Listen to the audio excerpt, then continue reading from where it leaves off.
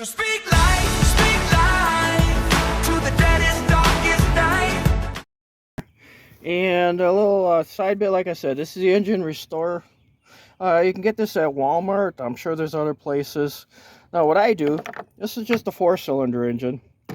And to save some money, I got the 8-cylinder formula. Well, don't matter if it's 4 or 8 or whatever. All you do is just use a half a can of this when you change your engine oil, and the stuff really does work. I had one vehicle, it was a long time ago. It was a Plymouth Horizon.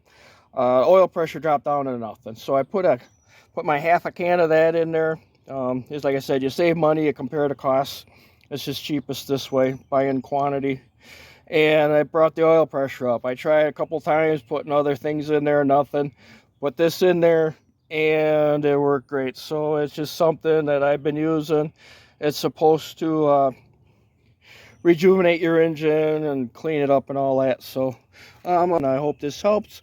Like, subscribe, and I will catch you on my next video. Thanks for watching.